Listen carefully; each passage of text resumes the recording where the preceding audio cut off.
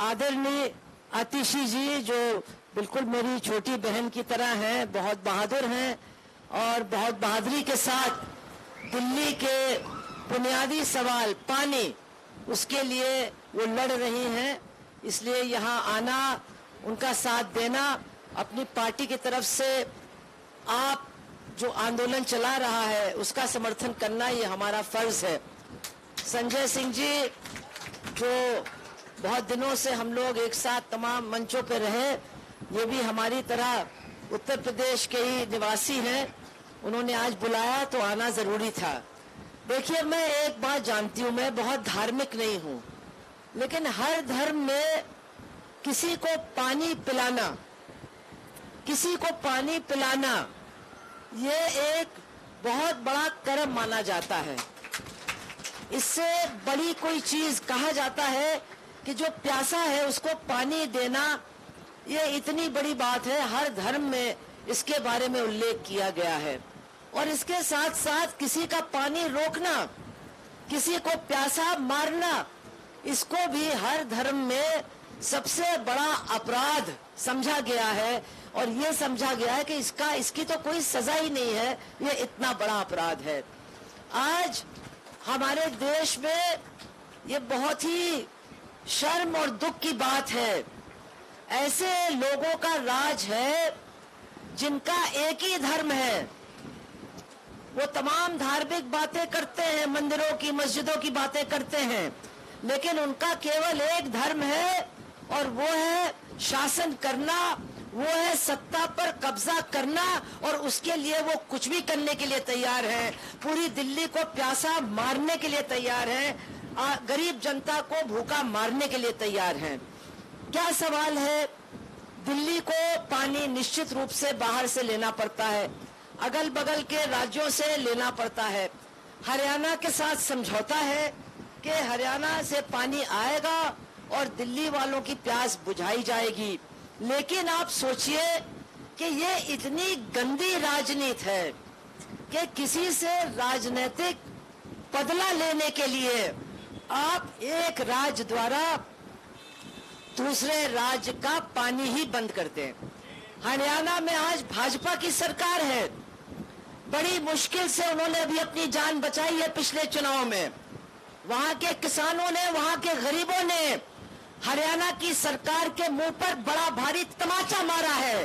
10 सीटों में 5 सीट हारे हैं, लेकिन नरेंद्र मोदी और अमित शाह के इशारे पर वो दिल्ली को प्यासा रखना चाहते हैं, क्योंकि दिल्ली में आपकी सरकार है और आने वाले दिनों में वो आपकी सरकार के खिलाफ लड़ना चाहते हैं, उसको नेस्त नाबूद करना चाहते हैं। कितनी शर्म की बात है कि इसी दिल्ली से भारतीय जनता पार्टी के 7 सांसद जीते हैं, लेकिन आज उनकी कोई भी वफादारी यहाँ की जनता के साथ नहीं है। अगर उनकी वफादारी होती तो वो भी इस अनशन में आकर के बैठते और कहते राजनीति अपनी जगह पर और दिल्ली वालों की प्यास अपनी जगह पर। वो यहाँ आकर कहते कि हमको जिन्होंने वोट दिया है वो दिल्ली के लोग हैं, उनकी प्यास बुझाना हमारी जिम्मेदारी है। लेकिन उल्टा क्या कर रहे हैं? उल्टा कह रहे हैं कि अगर आज दिल्ली में पानी नहीं है तो उसके लिए आतिशी जिम्मेदार हैं। भाई, आतिशी कैसे जिम्मेदार है? आतिशी कहां से पानी लेकर के आएंगी? आतिशी कहां से प्यास बुझाएंगी? अगर आतिशी कह रही हैं, अगर सरकार आपकी कह रही है कि जो पानी हमको मिलता था वो तो हमको दे दीजिए, और उल्टा वो करते क्या है?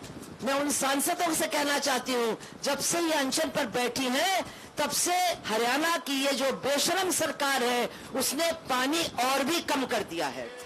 जो पानी देती थी उसकी भी मात्रा को कम कर दिया है। तो इसलिए हम लोग सब आज इकट्ठा हुए हैं, जितनी हमारी विपक्ष की पार्टियां हैं, हम लोग सब इकट्ठा हुए। क्यों इकट्ठा हुए हैं? क्योंकि ये जो सरकार है दिल्ली में जो बैठी है वो किसी दूसरे को जीने नहीं देगी इस देश में। उसका बस चलेगा तो विपक्ष समाप्त हो जाएगा, और विपक्ष द्वारा जो संचालित राज्य हैं उनकी जनता भी भूखों मर जाएगी, उससे उनको कोई मतलब है नहीं। आप देखिए, हमारे भाई मनीष सिसोदिया वो कब से जेल में पड़े हुए हैं, उनकी पत्नी बीमार पड़ती हैं, उनको देखने के लिए भी उनको जेल से छुट्टी नहीं मिलती है। और एक बाबा राम रहीम हैं जो 2 बलात्कार और 2 हत्या के अपराधी हैं, उनको जेल में बंद किया गया है, उनको सजा दी गई है और उनको हर दूसरे दिन, हर तीसरे दिन हमारी मेहरबान सरकार पैरोल दे देती है, छुट्टी दे देती है और हर चुनाव के पहले तो दे ही देती है। अभी मैं हरियाणा में थी, वहां महिलाओं ने कहा कि उनकी जो संगत होती थी उसमें वो सीधे सीधे बोलते थे भारतीय जनता पार्टी को वोट देना। हमने कहा महिलाओं ने क्या कहा? उन्होंने कहा, महिलाओं ने कहा हम बाबा जी का प्रसाद तो खा के चले आए हैं लेकिन उनके कहने पर वोट हम देने वाले नहीं हैं।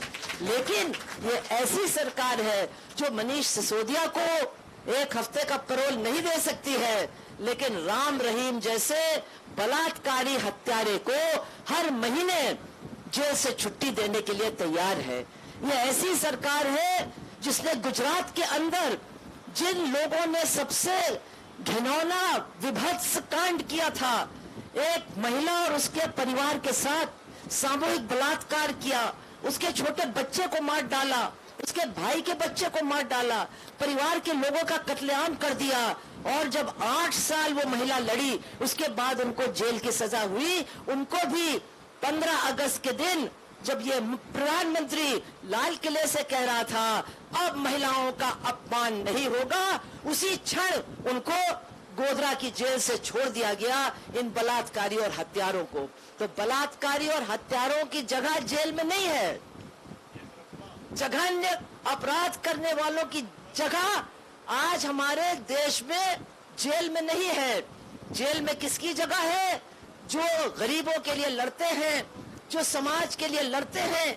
किसी को ये नक्सल कहते हैं, किसी को कुछ कहते हैं, और जो चुने हुए मुख्यमंत्री हैं ये हमारे देश में पहली बार उनको भी उठा करके सरकार ने बंद कर दिया। जो हमारे देश के एक आदिवासी मुख्यमंत्री थे उनको भी उठा करके जेल में बंद कर दिया। तो इसका जवाब कौन देगा? भाइयों और बहनों, इसका जवाब हम ही लोगों को देना होगा। अब थोड़ा सा मौका मिला है, थोड़ा सा मौका मिला है कि हम आगे आकर के अपने संघर्षों को कुछ तेज करें, इस देश को बचाने के लिए अपनी लड़ाई को लड़े। ये बात बिल्कुल सही है कि इनका जो नारा था 400 पार, वो केवल और केवल हमारे संविधान को खत्म करने के लिए था, डॉक्टर बाबा साहब अम्बेडकर के संविधान को समाप्त करने के लिए था और उसकी जगह मनोवादी व्यवस्था हमारे देश के ऊपर लादने के लिए वो पूरी तैयारी कर रहे थे। ये तो देश की जनता है जिसने मुंह तोड़ जवाब दिया और हम तो कहेंगे, हम लोग भी बहुत गौरवान्वित हैं कि हमारे प्रदेश की जनता ने सबसे करारा जवाब दिया और इनके बहुमत को अल्पमत में परिवर्तित कर दिया। सरकार इन्होंने बेशर्मी के साथ बना ली, अपने पुराने रास्ते पर वो चलने की बात को छोड़ने वाले नहीं है। इनका जो एजेंडा है वो नफरत को बढ़ाना है, वो लोगों को आपस में लड़ाना है, दूसरा कोई एजेंडा इनके पास है नहीं। मैं तो कहती हूँ, जरा भक्तों से जाके कहो, वो तो कहते थे अरे ऐसी बढ़िया सरकार तो कभी देखी नहीं गई, ऐसा बढ़िया प्रधानमंत्री इतनी बढ़िया सरकार चला रहा है। अब उससे कहो, अभी तक तो हम देखते थे उत्तर प्रदेश में पेपर लीक हो रहा है, प्रांतों में पेपर लीक हो रहा है, अब तो भैया नीट हो, निट हो, फीट हो, बीट हो, जौनों पेपर है जिससे हमारे लड़के बच्चन का काम मिलने वाला है, सब लीक हो रहा है। ये तो ऐसी लीकी सरकार है कि ये बिल्कुल चलने लायक नहीं है। जनता के बीच में इसकी तमाम जो इस समय घोटाले हैं, इसके जो तमाम पाप हैं, उनको उजागर करने की जरूरत है। हम लोगों को मुंह खोल करके बिना डरे चौराहे चौराहे पर इनकी जो पोल पट्टी है उसको खोलने की जरूरत है। यही इनका शिक्षा मंत्री है, 1 हफ्ता पहले कह रहा था ये तो विरोधी पार्टियां गड़बड़ कर रही हैं, जैसे कि नीट का पेपर हमने और इन्होंने आउट कर दिया। अब कह रहे हैं कुछ तो गड़बड़ हुई है, अधिकारियों ने कर लिया, मतलब मंत्री इनका इस्तीफा नहीं देगा। बेशरम मंत्री इनका कुर्सी पकड़ के बिल्कुल बैठ के जम के रहेगा, बाकी सबके ऊपर ये आरोप लगाएंगे। अब ये चलने वाला नहीं है। दिल्ली को पानी इनको देना होगा, इसके लिए चारों तरफ से आवाज उठ रही है। जो हरियाणा के मुख्यमंत्री हैं उनके ऊपर भी दबाव पड़ रहा है, और ये जो आपके एमपी हैं यहाँ के, जो साथ के साथ चुन करके गए हैं, हम तो कहते हैं इनके घरों पर भी जाइए, वहां भी जाकर के हल्ला मचाइए कि आप काहे के लिए चुने गए हैं, हमको क्या प्यासा मारने के लिए चुने गए हैं। इनके ऊपर भी दबाव बनाने की जरूरत है, ये तो आप लोग तय करोगे। मैं तो इतना ही कह सकती हूँ कि इस सरकार ने बिल्कुल साबित कर दिया है, न ये पानी दे सकते हैं, न ये रोटी दे सकते हैं, न ये रोजी दे सकते हैं, न ये किसी की मुसीबत को दूर कर सकते हैं। एक पेपर तक ये ठीक से करवा नहीं सकते हैं, किसी एक हमारे बच्चे को नौकरी ढंग की दे नहीं सकते हैं। हमको तो लोगों से कहना चाहिए, भैया तुमने एक चुनाव में तो इनको थोड़ा बहुत ठीक करने का काम किया है, अब जो भी चुनाव आए ऐसा इनको ठीक करो, ऐसा इनको ठीक करे कि दिल्ली छोड़ के ही सब यहाँ से भाग जाए और हमारा पिंड छोड़े। ये हमारा फैसला होना चाहिए। इतना कह करके मैं अपनी बात को समाप्त करती हूँ। आप सबका बहुत बहुत धन्यवाद देती हूँ, और आपका ये जो धरना है हमारी पार्टी की तरफ से, हमारे पार्टी के कार्यकर्ताओं की तरफ से पूरा आपको समर्थन है। आप अगर चाहेंगे तो उनको भी कहिए, वो लोग भी आएंगे आपके इस धरने में। लाल झंडे से डरिए मत, लाल झंडा बहुत अच्छा होता है, अच्छे कामों के लिए लड़ता है।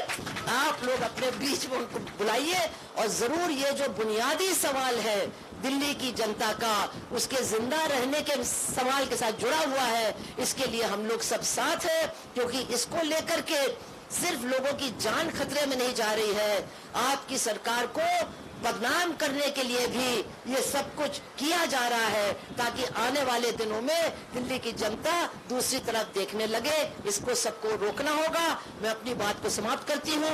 आतिशी को कहती हूँ, भैया पहले से दुबली पतली लड़की है, जल्दी से ये मामला हल हो जाए, लेकिन है बहुत मजबूत, तो लड़ेगी और अपनी लड़ाई से पीछे हटेगी नहीं।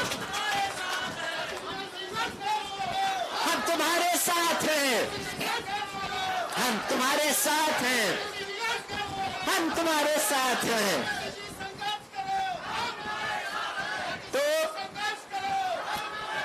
तो ये संघर्ष हम लोग सबका संघर्ष है। आज आपने को अपने बीच बुलाया, मैं आपकी बहुत बहुत आभारी हूँ। आगे भी बुलाएंगे और लोगों को भी लेकर के हम लोग आएंगे, और इस आपकी लड़ाई में पूरी तरह से हम आपके साथ हैं। भारतीय जनता पार्टी की सरकार का मुंह काला करना जरूरी है, और उसका मुंह काला करके उससे अपना पिंड छुड़ाना भी बहुत बहुत जरूरी है। हमारे केजरीवाल जी भी जल्द से जल्द छूट करके आए। आप देखिए क्या हो रहा है। एक जज कहती है इनके खिलाफ तो कोई मामला बनता ही नहीं है, और उस महिला का नाम कितना बढ़िया है। महिलाएं बहुत वैसे आजकल दिखा रही हैं अपना तेवर।